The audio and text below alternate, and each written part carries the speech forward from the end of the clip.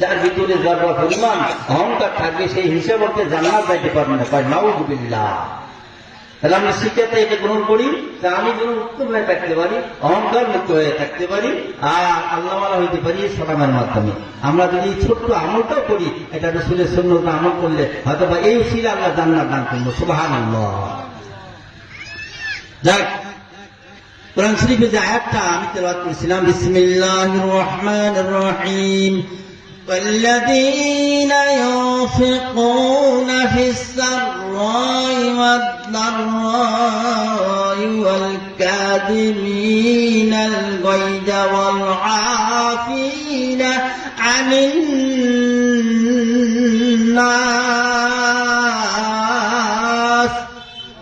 الله أكبر والله يحب المحسنين الله أكبر الله أكبر الله বড়, আল্লাহ বড় না? আল্লাহ বড়। বড় শব্দটা যখন বাংলা কয় আল্লাহ খুশি হয় না বেকার হয়? খুশি হয়। বেশি বেশি আল্লাহু আকবার, আলহামদুলিল্লাহ এই শব্দগুলো বেশি বেশি বলবো। আলহামদুলিল্লাহ মানে কি? সমস্ত প্রশংসা আল্লাহ তাআলার জন্য।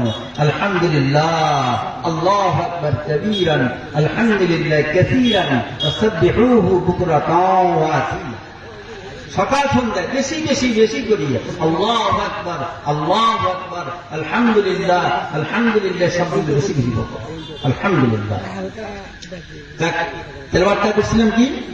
আল্লাহ বলেন, والذين ينفقون في السراء والضراء والكاظمين الغيظ والعافين عن الناس والله يحب المحسنين।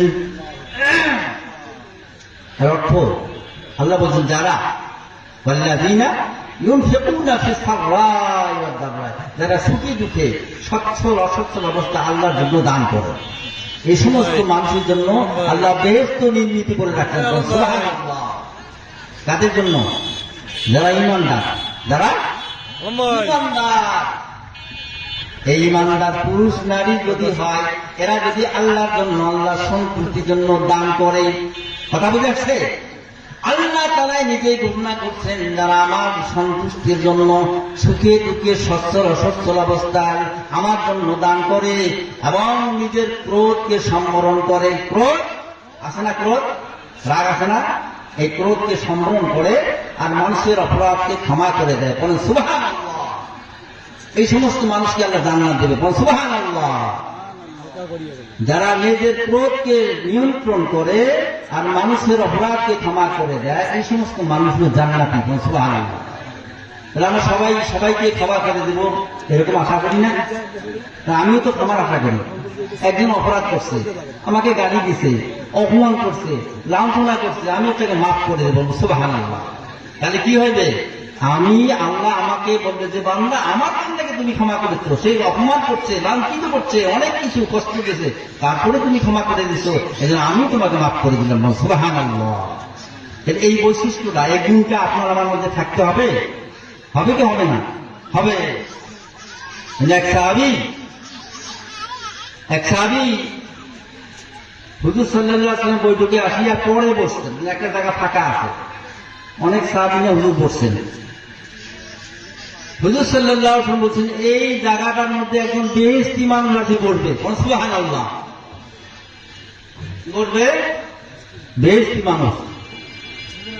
কিছুক্ষণ পর হুজুর বসেন,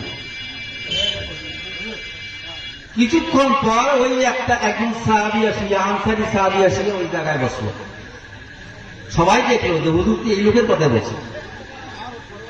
এরকম একবার, দুইবার, তিনবার, 3 দিন 3 বৈঠকে ওই একই লোকে, ওই এখানে একটা জান্নাতি মানুষ আসি বলবে। সুবহানাল্লাহ। আল্লাহু আকবার।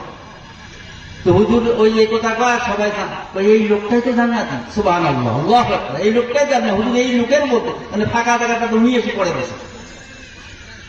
তখন একজনকে খাই দিচ্ছে যে এই লোকটাকে কি এমন আমল করে আমি দেখি। তখন ওই আমল দেখার জন্য ওর না মেহমান হয়ে গেছে। বলে ভাই আমি আজকে আপনার মেহমান। ঠিক আছে, ওরা মেহমান ভাই খুশি আগে বাড়িতে নিয়ে গেছে। যে একদিন 2 দিন 3 দিন পর্যন্ত থাকে, তেমন অতিরিক্ত কোনো আমল দেখে না। আমল অতিরিক্ত ও নিয়মিত আমল অনিয়মিত আমলে একই আমল করায়, ওটা হচ্ছে আরো কম হতে পারে, কিন্তু এরকম অতিরিক্ত বেশি কোনো আমল নাই।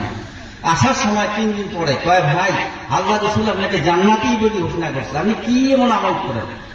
আল্লাহ রসুল আপনাকে জান্নাতি বলছে। বলে আমার তেমন কোনো আমল নাই, তবে 3টা আমল করি আমি বেশি। আমার তেমন কোনো আমল নাই, 3টা আমল আমার আছে।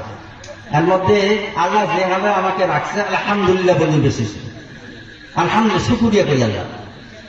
আর একটা, আল্লাহ অনেক মানুষকে অনেক ধন সম্পদ দিয়েছে, তাকে হিংসা তো দূরের কথা, ঈর্ষাও করি না। কথা বুঝে আসছে? ওই লোকটার বৈশিষ্ট্য ছিল হিংসা করি না আমরা। হিংসা বড় মহাপাপ। এই হিংসার দ্বারা মানুষের নেকিগুলো বড়, আগুন যেমন নাকিকে পুরাই দেয়, ওরকম হিংসা থাকলে তার নেকি সব বরবাদ হয়ে যায়। নাউযুবিল্লাহ। তো ওই লোক তো হিংসা করে না, কোনো ঈর্ষাও করে না। ঈর্ষা মানে জানেন, ওই যে 5তলা বিল্ডিং দিচ্ছে, হ্যাঁ সিরাজ ভাই এই 5তলা বিল্ডিং দিচ্ছে রে, এই কোটি টাকা 100 টাকা কোথায় পাইল, মানে এটা একটা ঈর্ষা, তাই না? 100 টাকায় করে পেয়েছে এই।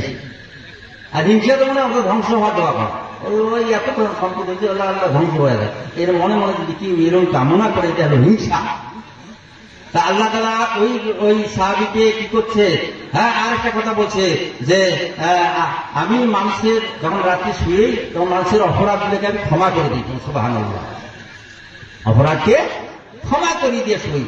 তাহলে আল্লাহ রসুল বললেন হ্যাঁ এই কথা, ওই লোকটাকে জান্নাতি বলছে।